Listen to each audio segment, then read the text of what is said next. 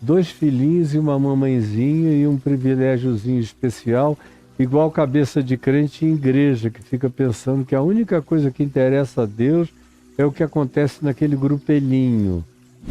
E que Deus não está nem aí para o cosmos, para os cosmos, para os universos, para as dimensões, para as bilhões e trilhões de criaturas universais e transversicas.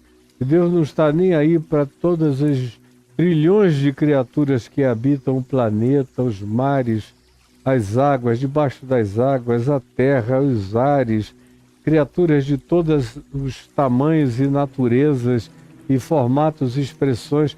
Parece que Deus não está nem aí para nada do que Ele criou, para o universo inteiro, nem para a humanidade, nem para calamidade, nem para dor, nem para sofreguidão, nem para angústia, nem para fome, nem para miséria, nem para injustiça, nem para iniquidade, nem para péssima e horrorosa e perversa distribuição de renda.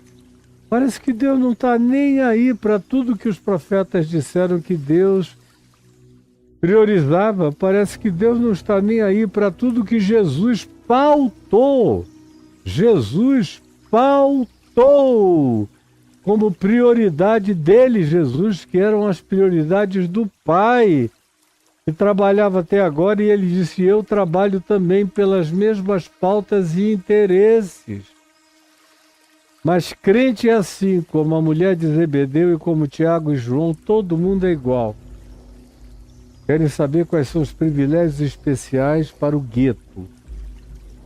São filhos do gueto e querem reduzir o reino de Deus a um gueto de interesse clubesco, congregacional, de um timezinho de eleitos supremacistas que se acham os seres mais especiais do universo, porque são os escolhidos e os separados, e são os seres assim extraordinários, os únicos que Deus vê, pelos quais se importa, aos quais quer abraçar, acolher, salvar e perdoar.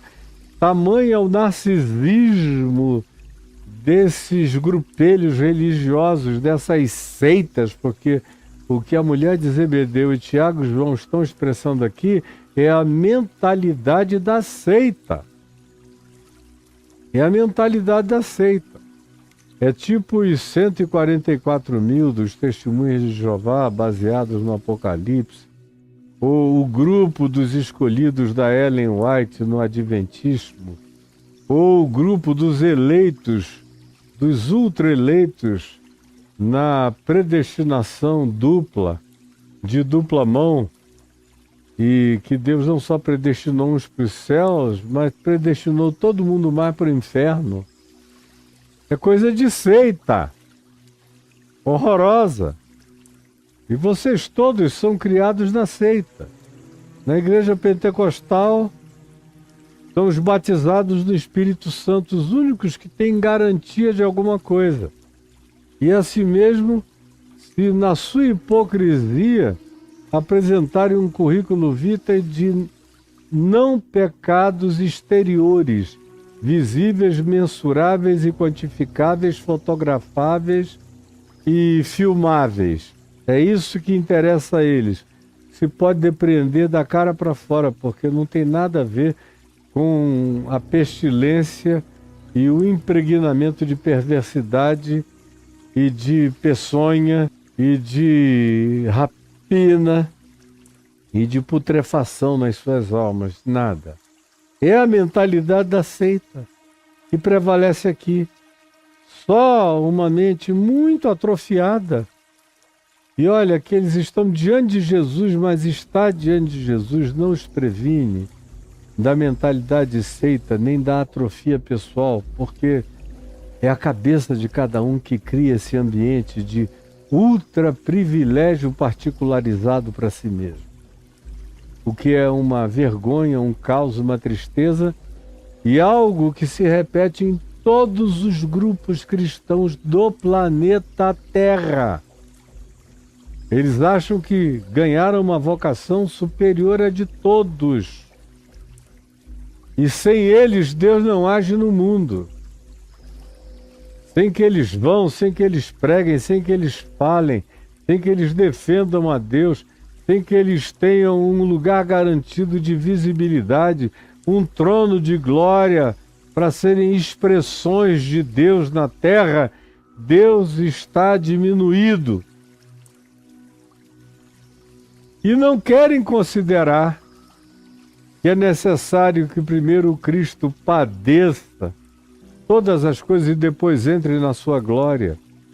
Não querem considerar o que a gente vai ver algumas páginas adiante, no capítulo 24 de Mateus, e a seguir nas parábolas que vêm logo depois, que falam de uma longa espera entre a morte e a ressurreição de Jesus e a vinda de Cristo. Aí tem a parábola do servo mau, que fala que depois de muitos dias é que o Senhor volta. A parábola das virgens, que também diz que demora muito a volta do Senhor a ponto de todo mundo morrer de sono. A parábola dos talentos, que também fala de uma espera longa, até que depois, no fim de tudo, vem o Senhor e pede que eles prestem contas. A parábola do grande julgamento, das ovelhas e dos cabritos, que acontece também no fim dos tempos, e uma quantidade grande de outras parábolas, que nos dão conta desse grande interregno, como a parábola das bodas, que a gente vai ler em Lucas, que diz que os que foram primeiros chamados disseram que não queriam ir, porque tinham outras coisas mais importantes para fazer. E aí o dono do banquete disse, então chamem os pobres, os cegos, os coxos, os paralíticos, os mudos, os andrajosos, os leprosos, os marginalizados, os desprezados pela sociedade, pela religião. Chamem, porque agora os outros que foram convidados primeiro e se fizeram de rogados e disseram que tinham coisas mais importantes para fazer do que atender ao convite do reino de Deus, esses aqui não entram mais. Ficarão batendo na porta de fora.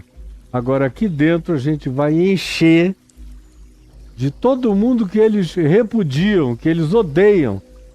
Eles acham os seres totalmente amorfos, sem beleza para serem incluídos no desejo de salvação e de graça e de acolhimento e de abraço divino para com esses seres que eles próprios, os religiosos que não aceitaram o convite, repudiavam. Mas é uma parábola que diz que tem um grande interregno. Enquanto eles vão dizendo não quero, não quero, não quero, como a religião está fazendo o tempo todo, não quero. Ela não quer Jesus. Tem um problema sério com Jesus, com a personalidade de Jesus, com as opções de Jesus, com as escolhas de Jesus, com as preferências de Jesus. Não gostam dos amigos de Jesus, não entendem as prioridades de Jesus, repudiam as pautas todas de Jesus, são inimigos dos amigos de Jesus,